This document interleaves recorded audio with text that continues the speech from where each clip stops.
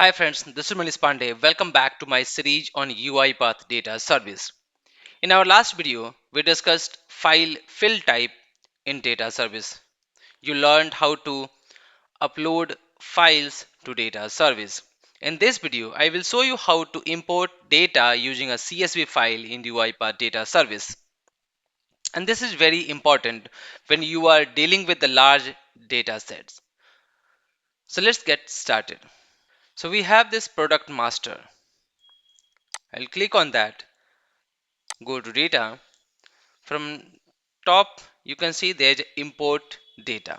So using these import options, we can import the CSV file, like we can import all these records, like which we need to enter here, which we are going to add here. So all this data which is available in this Excel file, this can be imported directly to the data service. But this should be in the CSV file, then only we can upload. Basically, a CSV file, that is comma separated value file, is a widely used file format for data storage, where the information is stored in rows and columns. UiPath Data Service allows you to import data from CSV files into your entity.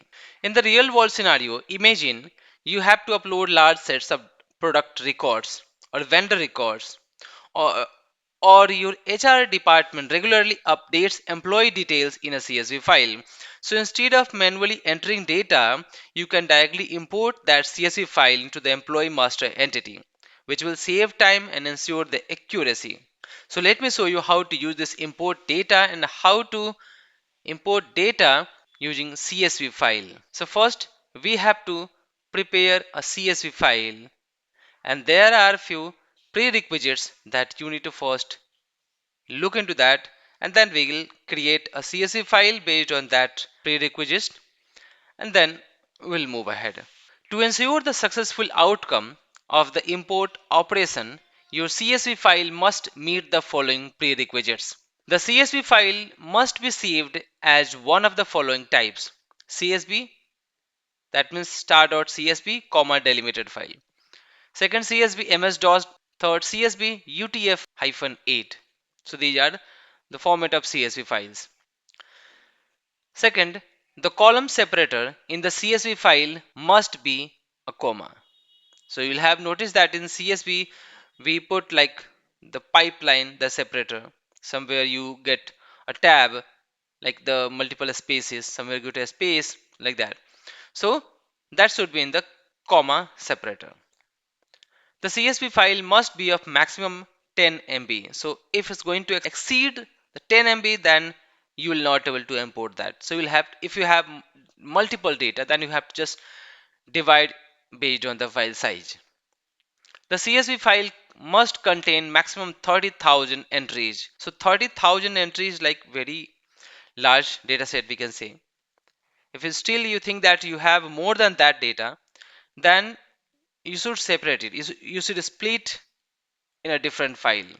Columns in the CSV file must match the display name of the entity fields. So that column should be matched with the display name, not field name, right? Columns in the CSV file must match the field data type.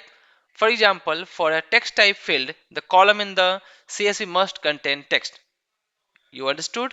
Like if you have a field type that is text, then you need to only enter the text data.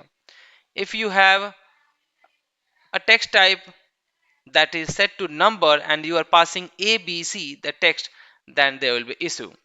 Columns in CSV file must have values for entities field marked as required. For the field type, if you have set as required, then against that field you should pass the value. Columns in the CSV file corresponding to fields marked as unique in the data service must not contain the duplicate data. It means if you have set that field as a unique, then you need to always make sure that you are passing the unique value only, like 1, 2, 3, 4, 5, like that. Or it should be like 1001, 1002, 1003. If you are passing like 1001 there also, and on the third record again you are passing 1001, then that will be a duplicate and that will be an issue. Importing is not supported for relationship fields, choice sets, and auto number field data. To enable data import, ensure these fields are designed as a not required. So whenever, you have learned in my previous videos that relationship fields and choice sets and auto number. So auto number basically sets automatically, it increases 1 2 3 4 5 like that. And relationship fields that you remember, like we select from the, you know from the drop down, and then it links the field in the other entity, or whatever value you are passing, that will be not updated to the data, right? For the choice set also, you remember, for choice sets we can only select from the drop down, right? We cannot type, we cannot pass from ourselves from the data. So that will be automatically, it will just go as a blank itself. So make sure that this should not be selected as required, this is not required, right? And the last, but this is the important, importing is not supported in the Mozilla Firefox web browser. So if you are using Mozilla Firefox web browser and you are trying to upload the CSV file, you are trying to import the data using CSV file, then you will get some weird message, you will not able to upload the data. So try with another browser.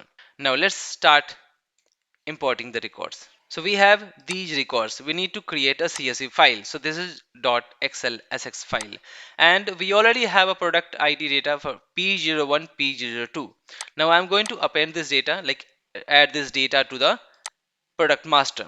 So we need to prepare a CSV file.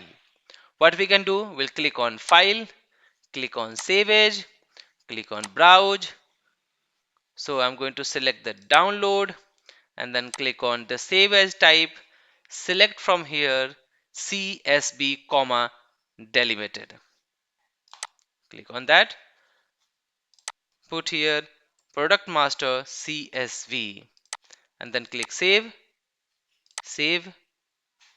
close this, save again.